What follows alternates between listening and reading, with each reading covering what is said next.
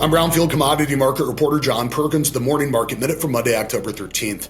Soybeans are up modestly in overnight business, responding favorably to some overnight comments by President Trump on social media ahead of trade talks between the United States and China on Halloween.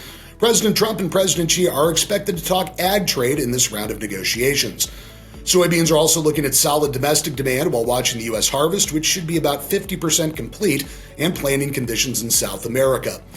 Corn and wheat in Chicago and Kansas City both drifted downward with a real lack of fresh supportive news.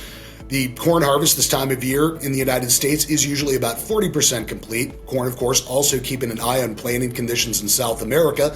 Meanwhile, wheat is watching winter wheat planting conditions here in the United States, which look generally favorable.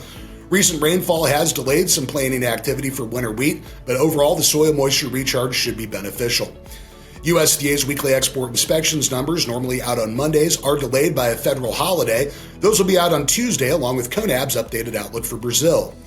Over at the Chicago Mercantile Exchange, when trade resumes, live and feeder cattle will be watching the distribution of this week's direct cash cattle show list, while also digesting last week's direct trade. Business in the South is very slow to develop, but we did see some dress business in the North at $2 higher than a week ago prices. And as for hogs, they will continue to respond to demand. Pork was up on Friday, but it's been all over the place as of late. Hogs will also be keeping an eye on average hog weights and the processing pace. With the Morning Market Minute for Monday, October 13th, I'm Brownfield commodity market reporter John Perkins. Stay tuned for this afternoon's update.